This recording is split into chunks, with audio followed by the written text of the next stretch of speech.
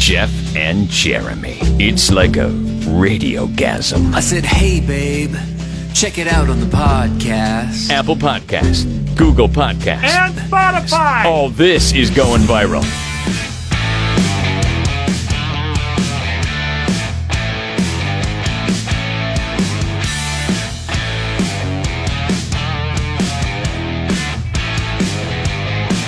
Do you have preconceived notions of people whose voicemail is always full?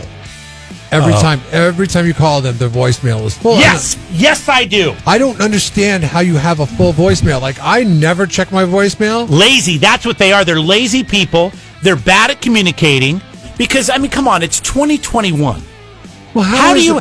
you call them, and they don't have a voicemail set up, or they don't have any room in their voicemail. Okay. Sorry, the voicemail is full. Okay, What am I supposed to do What's now? it take to fill a voicemail? Because I'm pretty I have sure no idea. mine would be a likely candidate for a full voicemail because I have like 9 messages sitting in there because I never check the messages. I just call the person back immediately. Why don't you just go in there and delete them? And say, hey, what are you doing? I do every once in a while, like once every 3 months I will. Like, I'll do it quarterly. I'll delete the voicemails quarterly. But nobody's ever said to me, hey, your voicemail was full. There are some people I call on a regular basis. Their voicemail is full. Like, how much does it take to fill a voicemail? Yeah. Is it 25? Is it 30? Because I usually have about 9. When I go through and I delete them, I have 9 to 13. Who's leaving voicemails anyways? If I call you and you don't answer, I'm going to text you. I'll just text you because it's easy and quick. So I'm like, oh, okay, boop, hang up, text. Hey, Yes, give me a call. that's what I do. Hey, what do you? Can I pick you up around 5? But there's certain people in certain lines of work that you have to go through the rigmarole. Rigmarole. That's what it is. The rigmarole Yeah. of leaving a voicemail. It for really annoys the crap out of me. like doctors, dentists, I guess. I mean, they usually have receptionists, yeah, but you know, people that My are dentist texts me, by the way. If I doing call business them, on behalf of a company. I'll call them and they'll text me back. Hey, sorry we missed your call. We're going to call you back in a few minutes. Or they'll be like, were you calling about your next appointment? I say, oh, yes, I need to change it. Oh, okay. I've done the whole thing over text. I have It's one 2021. person that I have to call. I don't know. I call them once every couple months. And not only do I have to jump through their corporate phone tree to get in contact with them, but I also, once I get there, I get the full voicemail. So I'll spend 5 minutes on the phone trying to get a hold of this person. And then when I get there, they're like, sorry, the voicemail's full. And then you're like, oh, Jesus. So I email and I text and I do all that stuff. But it's like, why didn't I just go that route in the first place? Because it's not seen as professional if you do that. Yeah, I don't know. That's a good question. I'm trying to what think. does it take to fill a voicemail? I just want to know. Look at here. Because I want to send them a text, say, hey, you know, if you have like 25. Okay, it can't be. Look at all my voice. I can't even believe I have this many. That's Apple. That's Apple. I'm Is talking that, about is that different? corporate phone systems. And why don't corporate phone systems just give everybody a cell phone and say, here, have at it. This is your cell phone. This is how people are contacting you. I understand you. I understand what you're saying. Can I play a voicemail from 2016 to figure out why the hell it's on here? I need to go through. I'm glad you brought this up. I am one of these jackasses that has way too many voicemails. But when I call you, it doesn't say your voicemail's full. Well, that's good. Here's our buddy Ernie. If Apple's got unlimited space for voicemails, Here's our buddy Ernie that we went to college with. And Google does too. I mean, come on. From 2018. Oh, this is a good chance he's drunk. Jeremy, Ernie, Gee Lane. That's time to come up for you guys. Hang out.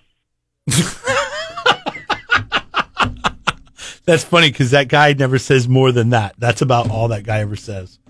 Okay, I'm going through my voicemail today. Sentence fragments. If anything, Jeff, you've done a public service announcement. We should all go through our voicemail today and get rid of all this crap. But why am I saving that? I just want to know, what's it take to fill a voicemail? Like, I mean, is this person sitting on 100? Because you went back to 2016, okay? Yeah, is this person sitting on 100 voicemails in their inbox? And how come, if that's the case, then why aren't you deleting them? It's just strange to me. Whoa! Jeff and Jeremy in the morning. It's like Facebook with more freedom of speech. Every day is National Garlic Day for me. I know that every day is National Garlic Day for you. Oh, stop. You don't smell my breath. It's not your breath, it's your body. Why do you think I have so many bottles of cologne? It exudes from your pores. My favorite thing Is to one of do them is... Gilroy for men? Here's 3. What is that smell? Jeff and Jeremy in the morning. Weekday mornings 6 to 10 on 93.3 KZOZ Rocks. We got some good news here. If you're a coffee drinker, a new study from Portugal says drinking 3 to 5 cups a day. That sounds like a lot, doesn't it? Portugal. 3 to 5 cups of coffee a day. Portugal the man? Who's that? I don't know. I just heard that saying being tossed about. Portugal the man. No, this study was done in Portugal. Oh, the country. Do they make a lot of Portugal. coffee in Portugal? I don't think so. I don't think they have a lot of Colombia, growing. right? I don't think they have a lot of growing space in Portugal. They It's kind grow of small. coffee around here, I guess. Pretty good. Down south, Santa Barbara County. 3 to 5 cups a day makes you more alert, more focused, able to learn easier, and improves your memory. Is it a slippery slope like it is with alcohol, though? Like, I always think that I've never heard a study that says you can't have too much. 3 to 5 beers on the golf course really helps me dial in my game. But if I go over 6 or over that 5 threshold, right. It gets bad. And if I don't drink up to the 3, then it's bad. See, I'm the same way with dancing. I need 4 or 5 drinks in me. But, once I get to 7 or 8, then the dancing gets very sloppy and I start falling into people. But I need 4 or 5 just to get loose and move good. At least there's some good news there about coffee. Or That's drinking. Great news. I've never heard anything negative about coffee. 3 to 5 cups a day. More alert, have better memory, and you can actually learn a little bit.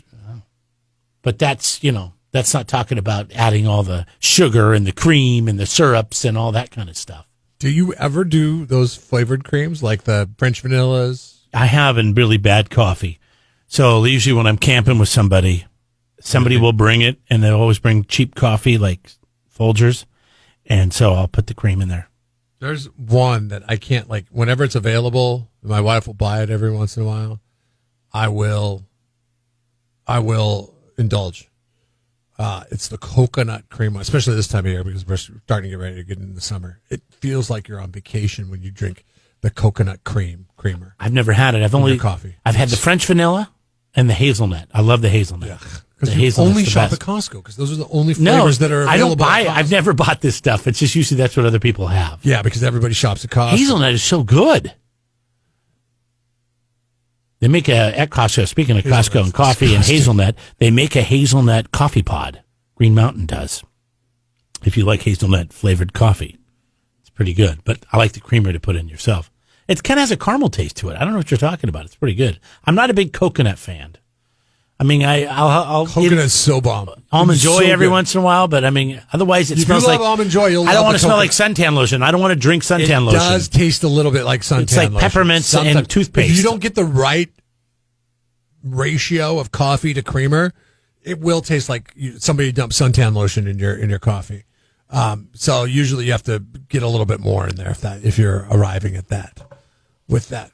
But I guess it just smells like summer and vacation when you start drinking suntan lotion. Why does it smell like? Why does it remind you of vacation then? Because suntan lotion smells like coconut. You just feel like you're somewhere on a warm beach somewhere. All right, so drink your 3 to 5 cups or whatever you're going to drink today, and put your creamer in there because it's going to make you smarter and more aware and make you feel like you're on vacation if you get the right flavor. Wake up. Jeff and Jeremy in the morning. I think there's an episode, I don't know if you've ever seen that Netflix series that Zac Efron did where he travels the globe. There's one where he goes and hacks off a jackfruit out of the tree, but it was a fine alternative, I guess, if you're into that. She said hacks off a jackfruit, just to be clear. Let's say Zach hacked off a jackfruit 3 I'm times. just trying to help your rating. Jeff and Jeremy in the morning. Weekday mornings 6 to 10 on 93.3 KZOZ Rocks. I don't know about you, but to settle things between my wife and I, usually it's who's going to let George out to go potty because we're both laying on the couch. And Can you as soon say as go we to the bathroom, please? Yeah, as soon as he has to go, he goes downstairs bathroom? to the front door Not and he'll potty. cry. and we call it potty.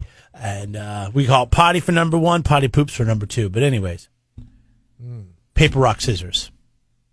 You ever do paper, rock, scissors with your wife? No, I do it with my kids all the time. Oh, but never to see like who's going to take the garbage out, or who's going to take the kids somewhere, or who's going to take the kids potty? No, we don't do that. Nick, I don't know how to say his name. Sirianni of the Philadelphia Eagles. He's their new head coach. Apparently uses paper, rock, scissors to decide on tough decisions on draft day. Some of you guys are wondering, like, what game? We didn't go earth-shattering on these games, right? I played a couple of them at rock, paper, scissors, right? That was as easy as that. Rock, paper, scissors. Let's see how competitive you are. I'm competitive. I'm going to be talking trash to them. Did you talk trash back to me, right? One of my favorite things to do when I was going out to bars That's a bad message to put out there as the new coach of the Philadelphia Eagles with likely the most flip a coin, most rabid fan base in the National Football League, and tell that fan base, a draft day where our strategy is just going to be rock, paper, scissors. Well, the problem is the thing about rock, paper, scissors, it's not like flipping a coin. Heads, I'm going here. Tails, I'm going there. It's like you and I have to have a disagreement about something, and we're going to settle it this way. So you want one guy, I want the other guy as the head coach, and then we do this, and then, maybe you should look at some tape instead of going rock, paper, scissors. Jeopardy. There's different ways to do it. It looks a lot of different ways because everyone's compete looks a little different. Like if I get up there, I play them rock, paper, scissors. Anything you compete at, when you compete with somebody that's competitive, they're going to go at you no matter what game you're playing. Oh, wait. So hold on a second, because I'm about to walk back all my preconceived notions of the Eagles' new head coach, which had a nightmare of a press conference when he was hired by the Philadelphia Eagles. Why? What was so bad about it? Oh, he just stammered. He repeated the same phrase over and over. It was. He sounds like he's well spoken there. He's talking about something he knows: rock, paper, scissors. It's my favorite game. But the fact that he actually has a strategy going into rock, paper, scissors tells me that he might be a better coach than I think he's going to be. You have to have a strategy going into it. You have to be able to read the person you're playing rock, paper, scissors against. Yeah, I kick my kid's ass all the time, and I don't even know how, because I know my son and my daughter gonna go rock. All kids go scissors because it's the most fun one to do. Rock is just a fist. Paper is just a flat hand. But scissors is cool, so they always go scissors on the shoot. Always. See, most people I play always go rock first. That's why I always go paper. Nobody goes paper. No, paper is the lamest. It's just an open hand. It's just a palm. It's nothing. Yeah, I would say I probably go rock out the gate more so because I play against my kids who are always going scissors. Always going scissors. Yeah. So my plan is usually to go paper first, but I'll remember if I'm playing a kid. Make sure you go scissors. They always like to just flash the peace sign. If they get the opportunity to, I mean, it works out for them. I used to do this when somebody would want to buy, like, hey, let's all do shots. I'm like, all right. And then I would be the one that goes, let's do rock, paper, scissors, see who's buying. And the nice thing about that is when you got four people, then your chances of not having to buy are pretty good. First person to go out has to buy.